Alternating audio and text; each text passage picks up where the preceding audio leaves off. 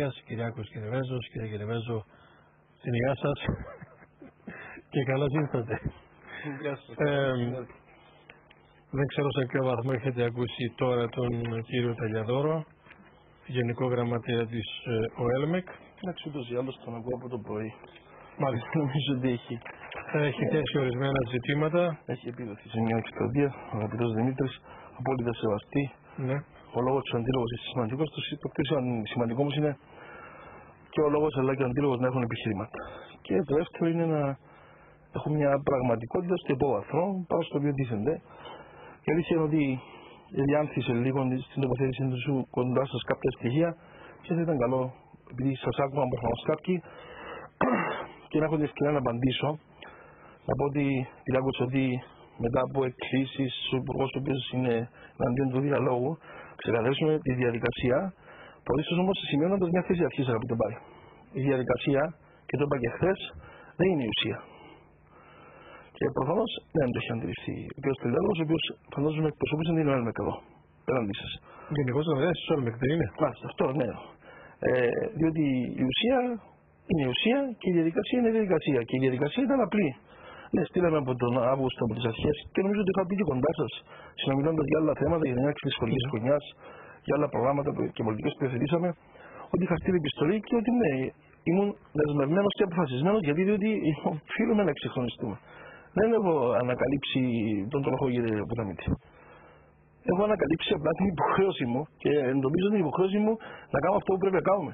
Αυτά τα οποία δεν έγιναν τα προηγούμενα χρόνια, είτε διότι έφταιγαν οι πολιτικές που εφαρμόζαμε, είτε η αποφασιστικότητά μας, είτε ακόμα και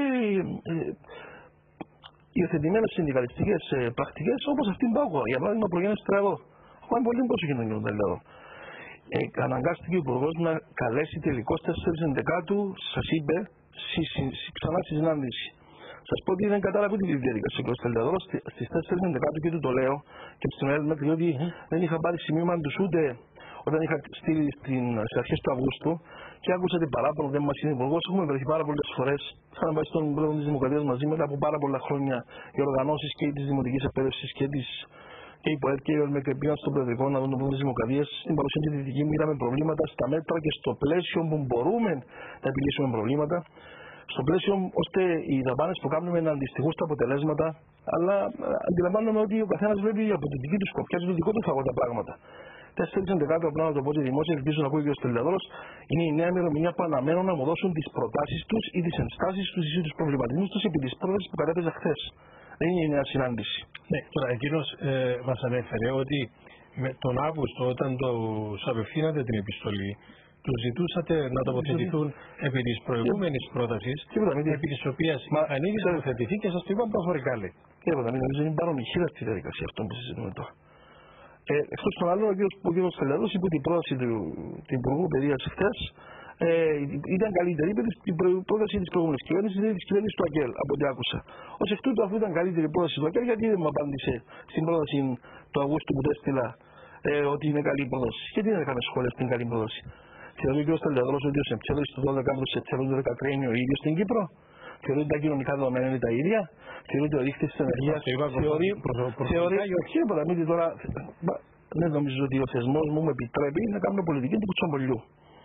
Στείλαμε μια επιστολή, νομίζω ότι τα γραπτά μένουν και ό,τι συζητούμε μεταξύ μας είναι ασφαλώς αξιόπιστο στο μέτρο της εντιμότητας και της ειλικρίνειας που μας διακρίνουν, αλλά εδώ ήταν μια πιο διαφορετική θεσμική θέση. Ασφαλώς και με είπαν και δημόσια, μα με δηλώσεις τους είπαν ότι, μα διάβασα και μια δήλωση της ΕΛΜΕΚ, ότι αν ο Υπουργός δεν δεσμευτεί ότι όσοι έκαναν την προϋπηρεσιακή θα διοριστούν, εμείς δεν πάμε σε διάλογο. Υπάρχει και τέτοια δήλωση, θα την επικαλεστώ αυτή?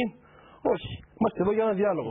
Πήραμε, και θα το πω και δημόσια να ευχαριστήσω όλα τα κόμματα, τους φορείς, συνδέσμους γονέων, την ΠΟΦΕΝ, τα πανεπιστήμια για τις απαντήσεις τους, για τις προτάσεις τους και συγκαλέσαμε χθες τα Συμβούλια Δημοτικής, Μέσης και Ανώτερης Εκπαίδευσης σε μια συνάντηση όπου πρέπει να το πω, κύριε Ποταμίτη, με εξαίρεση κάποιες μεμονωμένες φωνές. Υπήρξαν ασφαλώς και ερωτήσεις και προβληματισμοί και ενστάσεις και προβληματισμοί έντονοι για την εφαρμογή. Αλλά πρέπει να το πω ότι η γενική θέση και ο κοινός τόπος ήταν ότι σωστά κατατίθεται πρόταση και σωστά, διότι δεν ελέγχει αυτό και θα σας το πω εδώ από την κομίση σας. Έχουμε θέσει και ορόσημα εφαρμογής της, κύριε Ποταμίτη, για να είμαστε και εμείς αυτοδεσμευμένοι να το πράξουμε. 4 του Νιόρι αναμένω τις απαντήσεις από όλους που παρευρέθησαν χθες Και στις 20 του Νοέμβρη έχω δεσμευτεί να καταθέσουν την τελική μου πρόταση και έχω πει εχθές στα πλαίσια προβληματισμού μεταξύ μας εκεί, διότι δεν κάνουμε μονόλογο. Το σημαντικό είναι όταν μιλάς να περιμένεις, όταν θέλεις να σε ακούν, να ακούς και τους άλλους. Και οφείλω να ομολογήσω ότι ο κ. Στελιάδωρος δεν μου έχει δείξει ότι την ώρα που μιλούμε μας ακούει. Διότι αν την ώρα που μιλούσα με ακούει, θα άκουγε ότι χθες είπα ότι είναι θέση της κυβέρνησης του Προέδρου Αναστασιάδη και στο προεκλογικό πρόγραμμα της διακυβέρνησης ότι παντρεύουμε, δηλαδή συνδυάζουμε, συγκεράζουμε το σεβασμό στην κοινωνική πραγματικότητα των παλαιότερων, αλλά παράλληλα δεν δίνουμε ελπίδα. Και άκουσα αυτόν το ρήμα, το άκουσα στα ράδια του Προέδρου, τον κ. Νταλαδρό, και λυπάμαι πάρα πολύ. Είναι πολύ προσβλητικό για τον πρόσωπό μου και για μένα για τον κάθε άνθρωπο. Ούτε πουλάω ούτε δίνω ελπίδα, κ. Ποταμίτη. Διαμορφώνουμε εδώ μια πρόταση, έτσι ώστε να δώσουμε την ευκαιρία να αξιοποιήσεις ανθρώπων ικανών, οι οποίοι με το σημερινό σύστημα δεν μπορούν να αξιοποιηθούν από το σύστημα. Και ναι, δεν έχει εξηγήσει ο κ. Στελιάδωρος, που νομίζω κατέχει πολύ καλά και τα συνδικαλιστικά και όλα. Το απλό και αυτονόητο. Υπάρχει προσβάδισμα για αυτούς που έχουν κάνει την προϋπηρεσιακή δύο ταχυτήτων. Το πρώτο είναι το μεταβατικό στάδιο και άκουσα να λέει γιατί η προηγούμενη κυβέρνηση είχε 10 χρόνια, τώρα γιατί 4. Να απαντήσω. Ο διάλογος για αυτό το θέμα ξεκίνησε από το 2006. Αν είχε εφαρμοστεί από το 6 το 10 χρόνια θα είχαμε τελειώσει τώρα. Δεύτερο, τα δεδομένα σήμερα δεν είναι τα δεδομένα του 12 ούτε του 11, κύριε Ποταμίτη. Τα δεδομένα σήμερα είναι ότι στην Κύπρο έχουμε 16,9% ενεργεία. Έχουμε κόσμο εκεί έξω με πολλά προσόντα και πολλές ικανότητες που τουλάχιστον πρέπει να του δώσουμε την εικόνα αλλά και την ουσιαστική πραγματικότητα ότι έχει δυνατότητες να αξιοποιηθεί και να απορροφηθεί με την καλή έννοια από το σύστημα. Το δεύτερο λοιπόν είναι η μεταβατική περίοδος που αντιλαμβάνεστε ότι είναι αρσήν και δεν είναι 4 χρόνια που θα εφαρμοστεί από το 2015 για λόγους πρακτικούς. Είναι 5 χρόνια και ο Στελιάδωρος θα έπρεπε να εντοπίσει αυτό ως έμπειρος συνδικαλιστής. Το δεύτερο, για να ενταχθεί στον κατάλογο θα πρέπει να έχεις την προπηρεσιακή κατάρτιση. Άρα αυτοί οι οποίοι την έχουν ένα ανθρώπινο λογικό προβάδισμα. Το τρίτο, ακούω έχει επενδύσει το κράτος 5 εκατομμύρια. Πού ήταν λοιπόν οι συνδικαλιστές που γνωρίζουν πράγματα και καταστάσεις, που γνωρίζουν ποιες ήταν οι ανάγκες κάθε χρόνο, να προτρέψουν, να εισηγηθούν, να προτείνουν, να φωνάξουν προς την πολιτεία, την κάθε πολιτεία, τον κάθε θεσμικό αξιωματούχο τα προηγούμενα χρόνια, ότι εσφαλμένα διόταν οι οδηγίες για τόσες προϋπηρεσιακές, για εκπαιδευτικούς, οι οποίοι τελικώς δεν θα μπορούσαν να αξιοποιηθούν. Και τι δεν το είχαν κάνει αυτό. Το άλλο δεν σημαντικό, επειδή πρέπει να ξέρει ο κόσμος, ναι, ο κάθε εκπαιδευτικός που έκανε την προϋπηρεσιακή στήγησε περίπου 3.500 ευρώ με βάση την πληροφόρηση που έχω. Από αυτά, το συντριπτικό ποσό κατατίθεται ήταν από ευρωπαϊκά κονδύλια. Το λέμε και αυτό. Ξέρετε, είναι καλό να λέμε όλη την αλήθεια. Χωρίς να σημαίνει ότι δεν πρέπει να δείχνουμε ανάλογο σεβασμό στα ευρωπαϊκά κονδύλια. Και εγώ δεν θέλω ανάλογο σεβασμό και τον απαιτούμενο σεβασμό να κάνουμε προϋπηρεσιακή την ώρα που ξέραμε ότι δεν θα μπορούσαμε να απορροφήσουμε στο σύστημα όλους αυτούς τους εκπαιδευτικούς. Άρα η απάντηση όμως στο αν έχουν προβάδισμα, ασφαλώς έχουν προβάδισμα. Οι νεότεροι θα κάνουν προϋπηρεσιακή οι υγιείς εξόδης. Άκουσα την ερώτηση. Θα σας πω κάτι. Αυτό ήταν πιο φθήκαρο που άκουσα από τον κύριο Βελιδαδό. Τώρα το άκουσα κοντά σας, το πρωί δεν το άκουσα στα ράδια. Προφανώς ή με κάποιους συζητώντας θα ανακαλύψαμε ότι η διαδικασία να κάνεις την προϋπηρεσιακή από τούτε και στο εξής θα είναι προφανώς με νέα διαδικασία, η οποία δεν θα κοστολογείται από το κράτος. Αυτό από μόνο του, για να καταλάβετε τι οξύμορη είναι η τοποθέτηση που ακούω, αυτό από μόνο του είναι αντεπιχείρημα για τον κύριο Βελιδαδό. Υπό την έννοια ότι σημαίνει ότι αυτοί που την έκαναν ήδη έχουν κι άλλο προβάδισμα. Αν δηλαδή αυτοί που θα κληθούν να την κάνουν τώρα, θα την κάνουν με δικά τους έξοδα, που δεν το λέω αυτό, θα δούμε τη διαδικασία. Πρέπει να ανοίξουμε ένα διάλογο με τα πανεπιστήμια. Είναι θέματα που πρέπει να τα λύσουμε, να τα δούμε. Αλλά πρέπει να αποφασίσει λοιπόν ο κ. Στελιάδωρος. Ή κόπτεται για αυτούς που θα την κάνουν μετά, ή κόπτεται για αυτούς που αδικούνται, που την έχουν κάνει. Και αυτό είναι το πιο σημαντικό. Το άκουσα και χτες.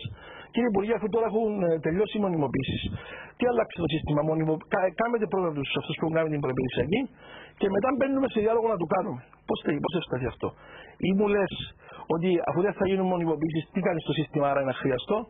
Ή μου λες κάνω αυτό, άρα τελείωσε τελείως το σύστημα και την ελπίδα για τους νέους ανθρώπους. Για νέους δεν μιλάω ηλικιακά μόνο, και αυτό θα το πάω σε μια τοποθέτηση τώρα να βάλουμε πλαφόν ηλικίας. Εγώ διαφωνώ.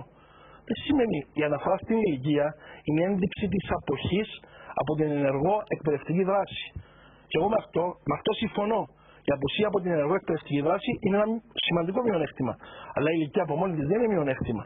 Υπό την έννοια ότι αν αύριο ένας κύριε Ποταμίτη με 50 μόρια από τα 100 στην εξέταση, συν τα υπόλοιπα προσόντα, 25 απαιτούμενα, διδακτορικό, μάστερ σχετικό, μάστερ μη σχετικό, δεύτερο πτυχίο, πρώτο πτυχίο, αντιλαμβάνεστε ότι όλα αυτά είναι η προϋπηρεσία. Δεν άκουσα από τον κύριο Πέλτεδο να λέει ότι έχουμε εισαγάγει και εισάξει στη νέα μας πρόταση σε σχέση με τον Σεπτέμβρη την προϋπηρεσία να αναγνωρίζεται και για τα ιδιωτικά φροντιστήρια. Και αυτό αντιλαμβάνεστε τι σημαίνει. Μπορεί να αφορά ακόμα ένα δίχτυ, ακόμα ένα μεγάλο κοινωνικό πρόβλημα που έχει να κάνει με την παραπαιδεία. Συζητήσω κύριο πρωί στο σταθμό σας σε μια άλλη εκπομπή αυτό το θέμα και σε εκπρόσωπο του ΕΛΜΕΚ. Από την έννοια ότι θα αναγκαστούν όλοι να νομιμοποιηθούν περισσότερο για να μπορούν να αναγνωρίζονται κατέρωθεν τα χαρτιά που θα μας καταθέτουν οι αιτητές. Όπως είπα, ούτε παράλληλα τα υπόλοιπα που έχουμε βάλει, άκουσα, όχι και την Μελίτη, άκουσα να αμφισβητείται ακόμα και η εξέταση και πώς θα είναι αδιάβλητες. Μα πού έχουμε καταντήσει τελικά? Με αυτόν τον τρόπο να αμφισβητήσουμε αύριο τη συζήτηση εγώ και τις παντίπερες εξετάσεις και τις εξετάσεις που γίνονται και στους δημοκρατικούς οργανισμούς και στη δημόσια υπηρεσία. Μα δεν είναι με αυτόν τον τρόπο. Δεν θωρακίζουμε τους θεσμούς αμφισβητώντας τους. Τους θωρακίζουμε θεμελιώνοντας πολιτικές και υιοθετώντας πολιτικές που πραγματικά είναι και φαίνονται, αλλά πρωτίστως είναι αδιάβλητες. Και νομίζω ότι με την πρότασή μας, θα ήθελα να το πω αυτό. Και άκουσα το πρωί το εξής. Με την πρόταση μας, κύριε Ποταμίτη, ασφαλώς και ξέρω και αναγνωρίζω ότι μπορεί κάποιοι εκπαιδευτικοί, το λέω, κάποιοι να μην ικανοποιηθούν. Με δηλαδή ότι θα προκληθεί το άγχος, να βγούμε κοντά στον κατάλογο, είναι άδικο. Το δέχομαι, το σέβομαι και με λυπείτε χαίρομαι αν 5, 10 στο και ένας τελικώς επηρεαστεί αρνητικά. Όμως δεν μπορούμε να προχωρήσουμε με εξυγχρονισμό εάν δεν αποφασίσουμε ότι πραγματικά θα αλλάξουμε τα πράγματα. Και με τις δύο παραμέτρους που σας είπα πριν, η συντριπτική πλειοψηφία, αυτών οι οποίοι έχουν και ικανότητες, έχουν και εκπαιδευτική, ενεργό δράση όπως την είπα προηγούμενα, αλλά παράλληλα έχουν και μια πορεία η οποία είναι αξιόπιστη για να εισέλθουν στην αίθουσα και να αντιστοιχούν οι δαπάνες μας με τα μαθησιακά αποτελέσματα, να μην ανησυχούν. Να μην ανησυχούν. Νομίζω η μεταβατική περίοδος είναι αρκετή και όλα τα υπόλοιπα που συνθέτουν την πρόταση είναι πολύ αξιόπιστα, χωρίς αυτό να σημαίνει ότι δεν μπορούν να επισέλθουν νέα στοιχεία που γι' αυτό και κάνουμε διάλογο. Κύριε Υπουργέ, αναφερθήκατε προηγουμένως στο ότι κάποιοι ίσως θα έπρεπε να διαμαρτυρηθούν όταν γινόταν με έξοδα του κράτους προϋπηρεσιακή. Απλά ήταν η απάντηση μου. Ήταν μια απάντηση, αλλά έχουμε χιλίους και πλέον που έκαναν την προϋπηρεσιακή και τώρα θα την κάνουν ακόμα περισσότεροι. Είτε αποφασίσετε να την κάνουν με δικά τους έξοδα, είτε με κρατικά. Θα είναι η λεγόμενη παιδαγωγική κατάρτιση και αυτή θα αφορά τη μέση εκπαίδευση. Συμφωνεί. Τη μέση εκπαίδευση αυτή. Όχι, δεν αφορά τη δημοτική εκπαίδευση. Θα αφορά τη μέση εκπαίδευση, διότι όσον αφορά τη δημοτική εκπαίδευση, αυτό εντάσσεται μέσα στα πλαίσια του πτυχίου που παίρνουν οι δασκάλοι. Υπάρχει αδικία, όπως λέγει ο κ. Σταλιαδόρος, στο ότι υπάρχουν 1.500 άνθρωποι που έκαναν την προϋπηρεσιακή, δουλεύουν και κάποια χρόνια και ξαφνικά θα τους πούμε ότι εγκατέλειψαν τις δουλειές τους ενδεχομένως μόνιμες για να κάνουν την προϋπηρεσιακή και θα τους πούμε τώρα πήγαινε σπίτι σας. Κύριε Πραμίτη, λυπάμαι να σας πω. Με αυτόν τον τρόπο δεν πρέπει να κάνουμε τίποτα. Σας το λέω υπεύθυνα. Το έχω καταλάβει και ο Στελιαδός. Και πρέπει να σταθεί δίπλα μας η ΕΛΜΕΚ, να μην το προσωποποιούμε γιατί το λάθος μου τώρα, να σταθεί δίπλα μας στον εξυγχρονισμό του συστήματος. Το σύστημα το οποίο αφορά όλη την κοινωνία, προσέξτε τώρα. Διότι οι συνδικαλιστές πρέπει να αντιληφθούν το εξής, τους απευθύνουμε προς την ΕΛΜΕΚ. Οι τοποθετήσεις τους δεν πρέπει να είναι τοποθετήσεις που να εκπροσωπούν μόνο τους 1054 που έκαναν την προϋπηρεσιακή, οι οποίοι δεν αδικούνται. Επαναλαμβάνω, θέλω να είμαι σαφής, διότι βλέπω και ακούω ότι οι συνδικαλιστές δεν το λένε.